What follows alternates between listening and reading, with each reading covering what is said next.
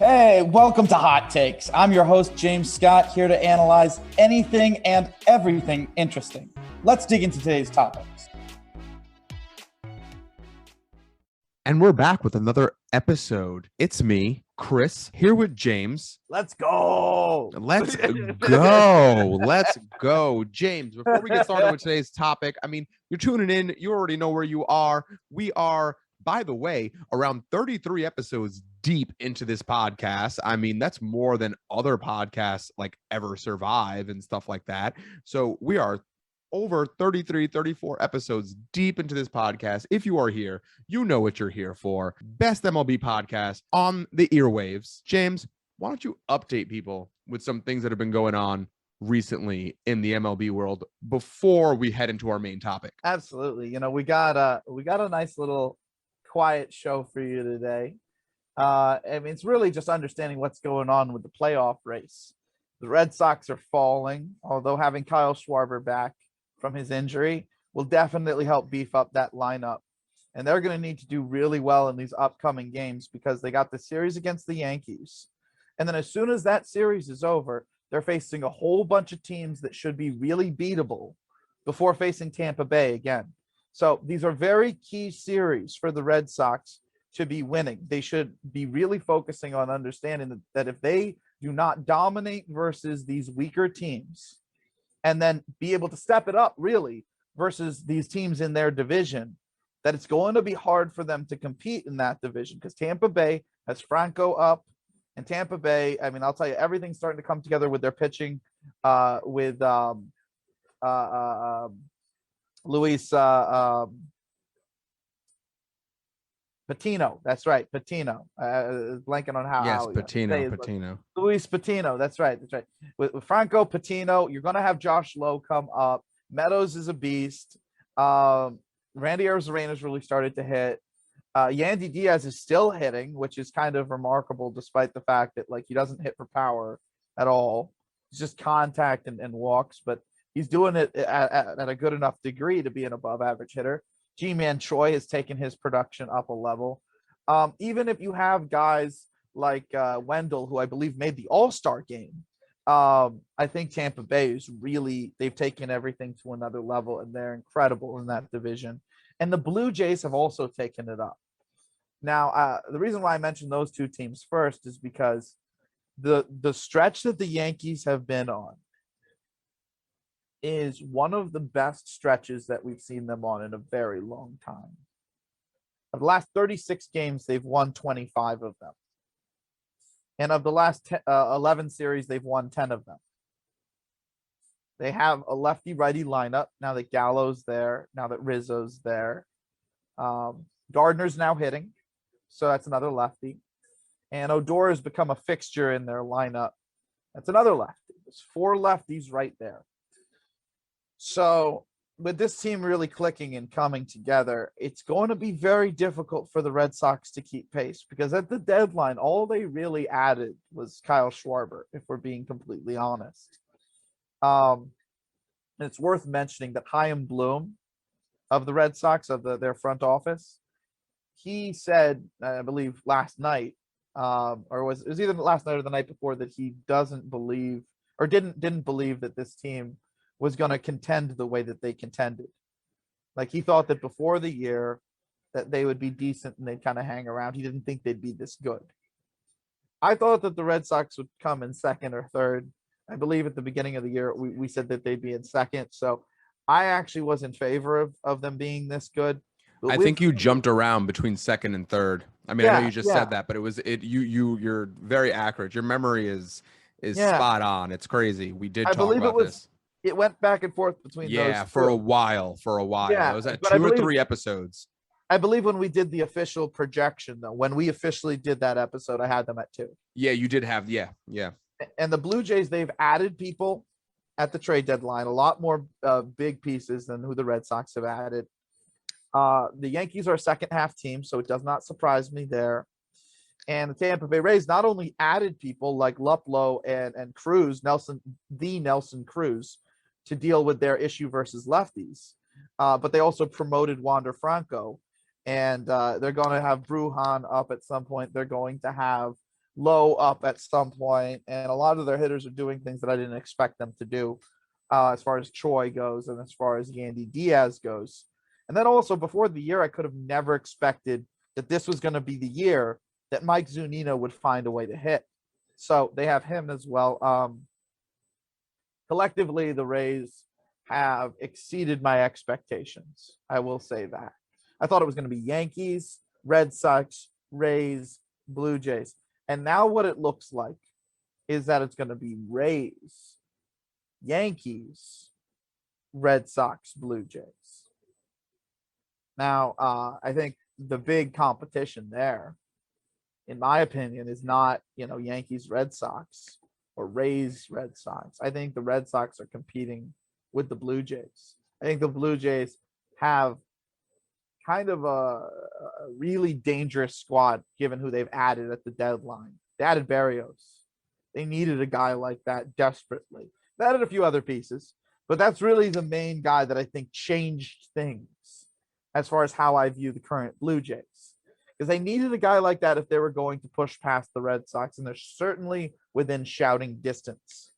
So if you're, Blue Jays fan, you might, be doing victory laps right now, because before the season, I said that the Blue Jays were going to be in 4th place, and now they might be in 3rd place.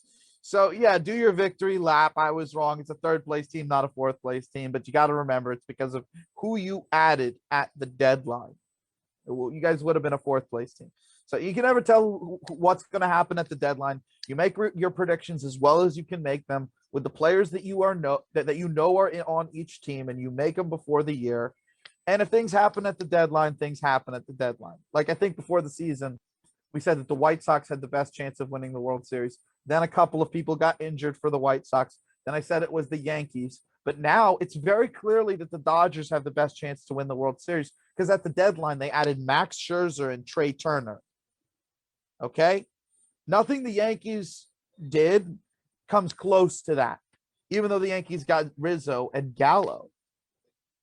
Nothing most other teams did comes close to that. Like the White Sox got Craig Kimbrell, and the players that were hurt, 2 of them came back. So Jimenez and Robert, probably the most important 2, if we're being honest. They traded the other one, Madrigal. They traded Madrigal at the deadline. So, but they got Kimbrell, who's one of, if not the best closer in the game right now. So they definitely added some big pieces. Like the Mets, they got Javi Baez, but he's hurt. He'll be back though. I also think he's going to stay long term. He announced that he really wants to play with Lindor long term, and I think the Mets would be stupid to not bring him back. So I think he'll be back. But of all the moves, the Dodgers being as good as they are, adding Max Scherzer, who's a top 4 pitcher in Major League Baseball, with DeGrom, Cole, and Bieber, and then adding arguably the best leadoff hitter in the game, or if not the best leadoff hitter, like in the top 5 leadoff hitters in the game. And that, of course, is if you're going to include like Mookie Betts amongst those leadoff hitters. And he's Trey Turner's teammate. So top of the lineup, can't get better. They have a fantastic middle of the lineup. I mean, the Dodgers are really the clear-cut pick for the World Series right now. But you could have never thought that at the beginning of the year, when they were going in with like, oh, David Price is going to get a bunch of starts. And, Kershaw and Bauer are in there, and those guys aren't big game guys either. So really, you're hoping that Urias is somehow still being able to do anything, well past his innings limit. Or you're hoping, that Buehler can just pitch every game. And then Dustin May got hurt on top of that. So the Dodgers pitching really had fallen apart, but then they go out and they get Max Scherzer. They go out and they get Trey Turner. I think that's too big of a jump to have even come close to anticipated before the year. Also, we didn't know what was going to go on with the Bauer situation. So I think it's very clear Dodgers are going to win their division. They're going to go on a streak really soon. It's going to push the Giants out of the way, as good as the Giants have been. I don't think the Giants pitching is going to be able to hold up. I've talked to that. I've talked to Justin about that. I've talked to you about that. I've talked to a lot of people about that. I've talked about that at length. Yeah, exactly, Justin. We got Justin here, by the way, in the crowd. Yeah, he thinks the Giants are in trouble. He believes Live that. listener. Yeah, live listener. Live He listener believes here the in the Giants are studio. in trouble. I believe the Giants are in trouble. It's kind of hard to not think that the Giants are in trouble. But With why what are they the have Giants going in on. trouble? It's the pitching staff. Mm, It's not good enough. Ever Mm. since specifically they took the sticky stuff out of the game, uh, Gaussman has been a shadow of himself. And it's basically been about Desclafani, he's decent. He's like a 3. At least that's what I believe. And then you got Logan Webb, who's maybe a little bit better than that. It's kind of hard to tell what he is right now because he's really off to a really, he's on a streak. Um, but they don't really have that much outside of that. It's like Alex Wood and Johnny Cueto and I don't think that that's enough to hold off what the Dodgers have right now. The only thing that they can try and take an advantage of is the Dodgers have a few people who are hurt. And if they can keep winning during the time that these guys are hurt and then just hold the line when they're back, maybe they're crossing their fingers that they can do it. But I don't see it with as much talent as the Dodgers have, as much base running as they have, as much dynamic types of approaches and just they have the right combination now.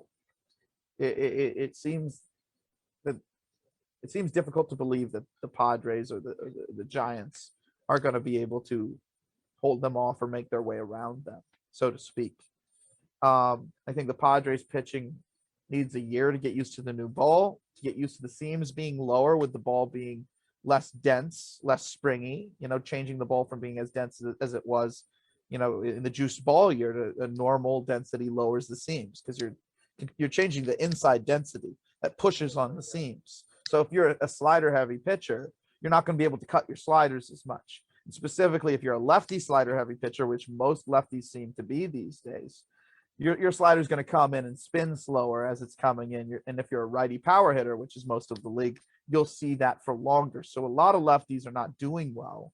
And then a lot of righties who are really used to, spinning the ball and using the substance, they're kind of tailing off as well, especially if they're dependent on things like the changeup or the cutter, because those pitches are not going to move as good. And then maybe they become more of a 2-pitch pitcher for a period of time while they're trying to find a proper grip that works and won't get them hurt. So there's a lot of adjustments that have to go on right now. And we're kind of seeing this is almost, the steroids of pitching going away because it's like 70% of the league was using this stuff. So now you're seeing all this hitting come back and it's really cool to see, but you also have to understand how it works. Like, okay, these are the types of pitchers that are specifically affected. Guys who, are newly minted 3-pitch pitchers, meaning they go back to being 2-pitch pitchers when they don't have this stuff going for them, like Luis Castillo or Aroldis Chapman, former Red, current Red.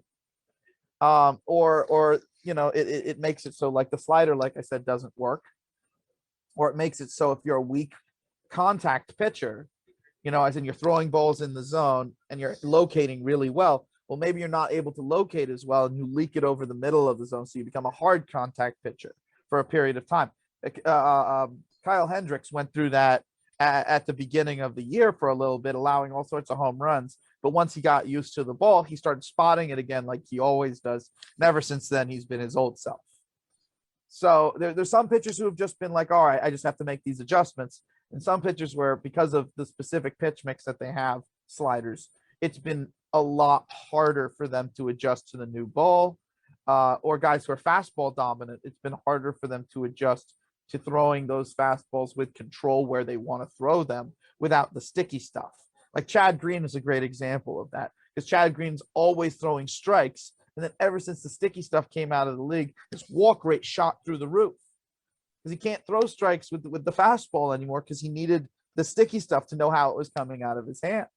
I think Chapman's third pitch went away entirely when he couldn't use the sticky stuff. And he had already had trouble with his slider movement because of the lowered seams. So Chapman got lit up this year after being fairly unhittable before the sticky stuff was taken out.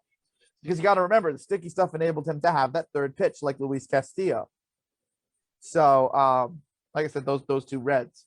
but it affects a lot of different types of pitchers. And I think, we've done episodes on talking about all of the different lefties that seem to, fall off this year because of the lowered seams. And that we could talk about, all of the fastball heavy righties that just lost the zone. Like Gaussman's not been the same. He's not been throwing strikes since then. And that's kind of my big worry. If it was the same Gaussman, I don't think I'd be as worried about the Giants. But they were dependent on him. Like he was the main guy that they leaned on with that pitching staff. So having the Dodgers right there, it's going to be very difficult, especially in a division that's that competitive.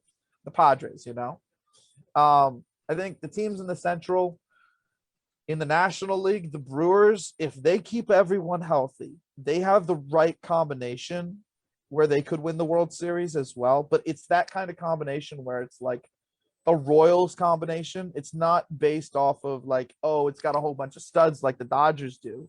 The Dodgers could certainly steamroll the league.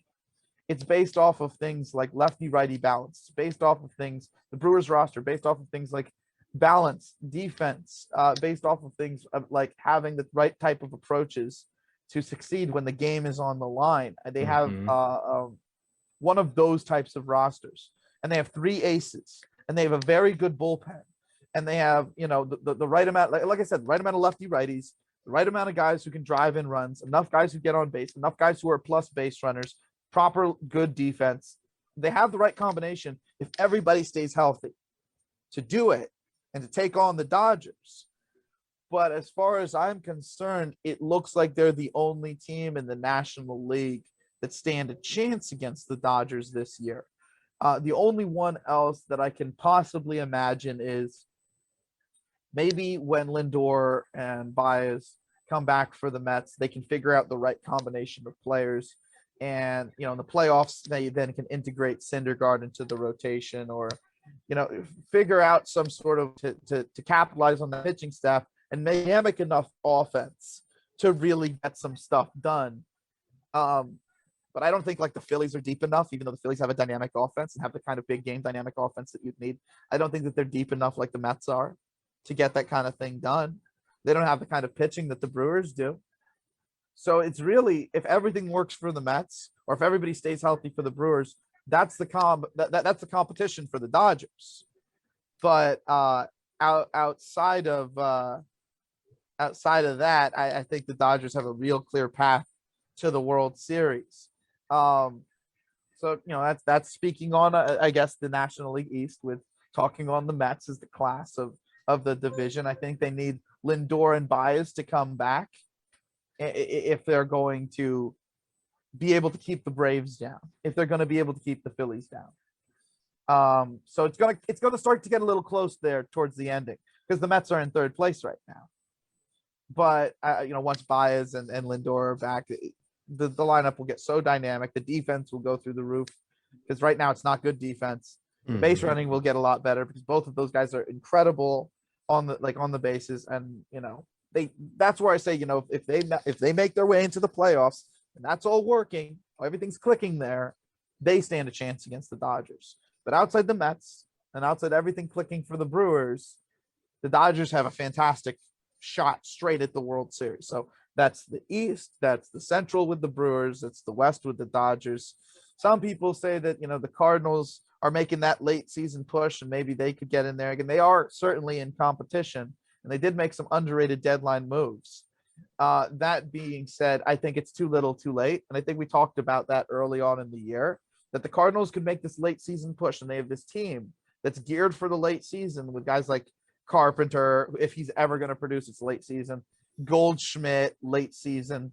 Arenado's not necessarily late season, but he's one of those guys where when he's good, which should be through the second half as a bat speed guy, he can put the team on his shoulders because he did that basically near single-handedly for the Rockies. I mean, certainly Blackman was there and Story was there, but in comparison to what Arenado did, there's nothing comparison to Arenado. There's nothing in comparison to him.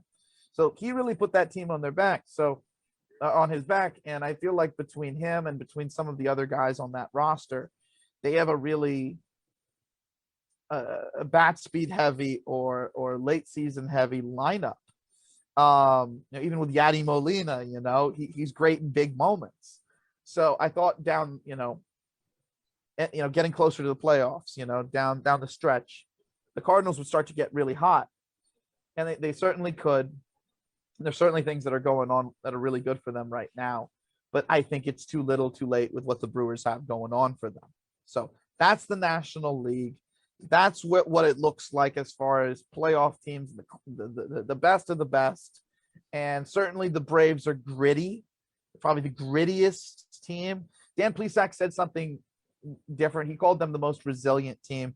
I don't know if I'd say that, but given the talent that they have, they definitely know how to grit out wins relative to their talent level. Like the Yankees are certainly more resilient, but their talent level is much higher. So you have to, look at things within context. Looking at the American League, the West seems to be a battle down the line between Oakland and the Astros. I've not really thought much of, Correa moving forward, and Bregman being out of the lineup definitely, I think, actually helps them because everybody thinks of Bregman as a great player, but I've been seeing him in decline. He's been hurt for so much that they've been able to replace his playing time with other people.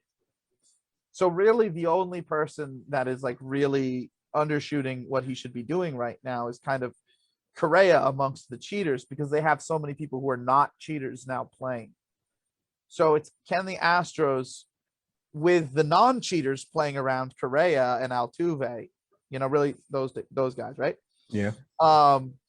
Can that team, with their pitching now not doing nearly as good because they were all using the sticky substance, all their pitchers are not nearly as good as they were before that date, before people were starting to get examined.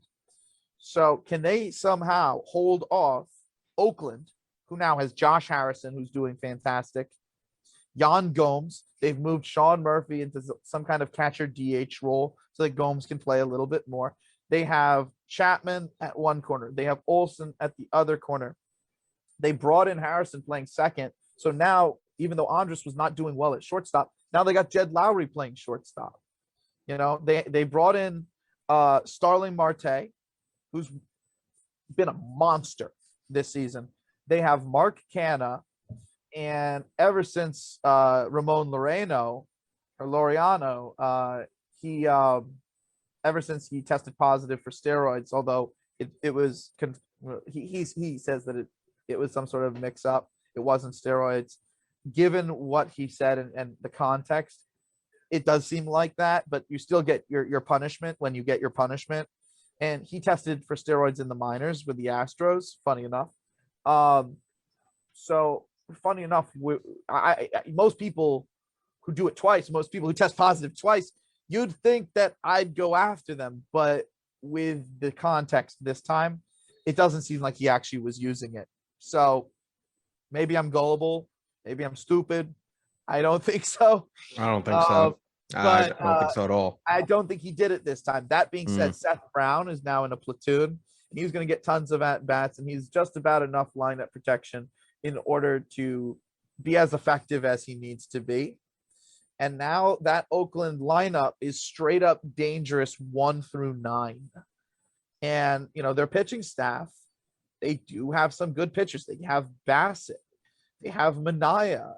They have Caprillion, although I don't know exactly how they're going to use him for the rest of the year. They have Montas. They have guys that they kind of use in the rotation and the bullpen. But this is a team that I think that I like their starting pitching better than I like the Astros starting pitching. Just not talking about cheating, not talking about anything, just point blank what they're doing, who they've been, who they are. I like their pitching better. Looking at the lineups, I think that the Astros definitely have a slight edge there, but it's not an edge in depth. It's an edge in how good the peak talent is. Oakland has the edge in lineup depth, and they also have the edge in lineup versatility. So it might be enough with as close as it is for Oakland to go on a run and push past the Astros. But then again, with the Astros having so many people who aren't cheaters playing, um, they're not going to see the fall off that they would see if Bregman was playing every day with Correa. They have people playing who right now are outperforming what Bregman would do if he was forced to play every day because he was healthy, So they're almost in a better situation right now, if that makes sense. So it's going to be an interesting battle. It's going to be an interesting little contest. Oakland versus the Astros. And then, of course, whichever team doesn't really make it out of that little battle there is going to be in the wild card race. Central's the White Sox domain. Very clearly, they own the Central. I'm going to say right now the White Sox are probably my American League team to get to the World Series, but it could also be Tampa Bay, and I think it's going to be one or the other. I don't think that the Yankees quite have the right amount of management to make the right moves to succeed in those short-term series. How many short-term series you have in the playoffs, but the Rays, they're ready. They're ready, and the White Sox, they're young and they're really talented and they're really dynamic.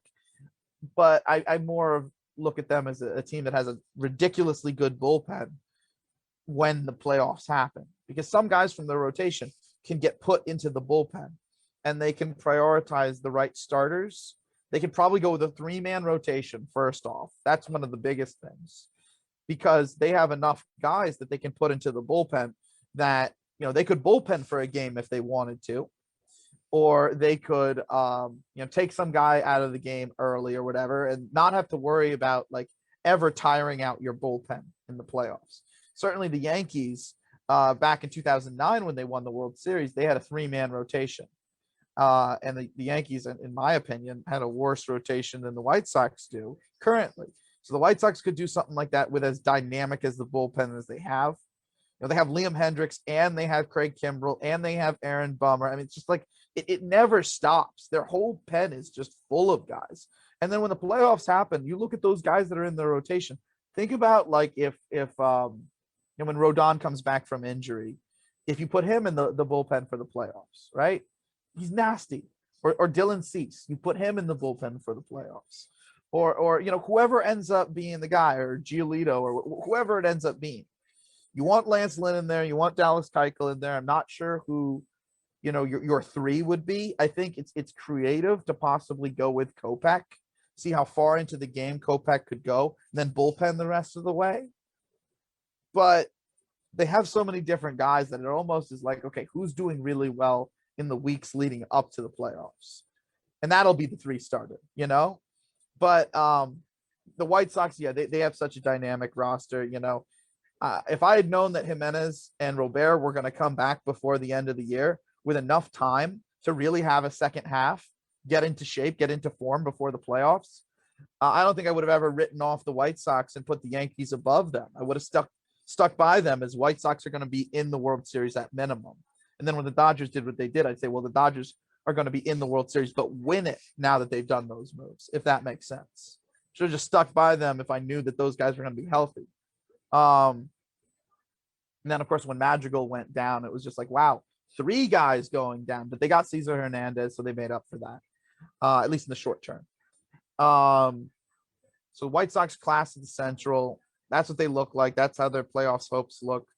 You move to the East, and that's just a bloodbath right now. You got the Blue Jays, you got the Red Sox, you got the Rays, and you got the Yankees. And they're all at each other's throats. The Yankees have won 25 of the last 36 games. I said that earlier.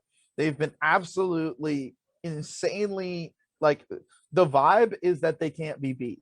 If you're watching this team on a day-to-day basis, they look like they believe that they can't be beat, and it's time to come in there and do business and lock down a W. They look like they've gone from being this team that was kicked around by the league to a team that knows how good they are. And it's been a really interesting transformation.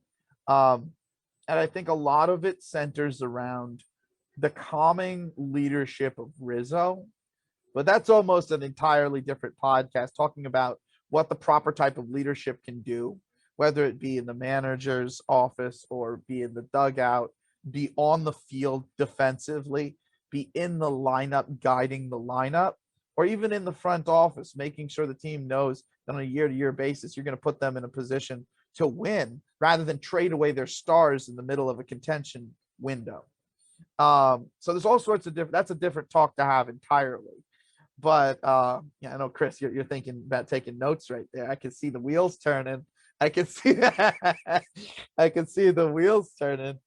I can't hear you, man. I can't hear you. It's got the volume thing going again. So background for everyone, when we're usually filming these and when we're talking, I'm usually taking notes, and that's how I'm always like, oh, James, yes, you did say this. Oh, yes, we did predict this, because I thought a really great tool to have on our side when we're talking about these things as we go throughout the year and throughout the season is for me to just take notes as we're speaking. So yes, James is correct. I am taking notes. It's good ideas. So talking more about specifically the East, and then I guess we could finish up there. Really, we've made our way around. We've given a pretty good recap there. But specifically talking about the East. Specifically talking about the East. I didn't think that the Blue Jays were going to have Alejandro Kirk come back from injury so quick. Yeah. So that might give them enough production at catcher. Teoscar Hernandez has started to dial in his bat speed, which was actually not something that I was really anticipating happening until really a year or so down the line. I thought he was going to go through much more of a growth period. So he surprised me. Marcus Semien sold out for power, and it worked.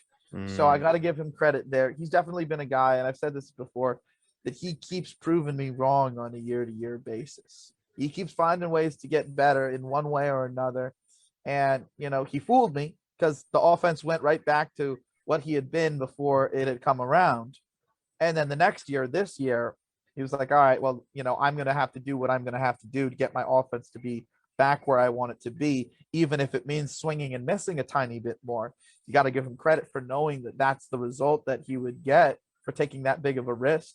And it's now turned him into a really dynamic player, especially that he can focus on, being this type of hitter at the plate because he's not playing shortstop anymore. He's at second base, which is where he really came up through the minors. When he came up through the minors at second, he was actually quite the prospect hitter there. He wasn't necessarily like a top 100 guy, but he was definitely viewed as, okay, he can play second and he can hit a little bit. And then once he got moved over to short, it was kind of like an experiment. Can you teach this guy to play short? So having him be back at second, it certainly makes him feel more comfortable with taking a risk like this at the plate. So that was a really a good gamble. And George Springer has entered that little period of time where he's walking and he's hitting for power because he's changed his approach after going through the cheating years. Remember, walks are mistakes out of the zone. Homers are mistakes in the zone. So him going from being the type of hitter that he was before to now this extreme of fouling pitches off to get to pitches that are more hittable, he's going to go through a period of time where he's going to walk a lot more. He's going to hit for a lot more ball and play power. Correa did this, and basically everyone else who was part of the cheating scandal went through this. Bregman went through this. Altuve went through this. So they all went through it.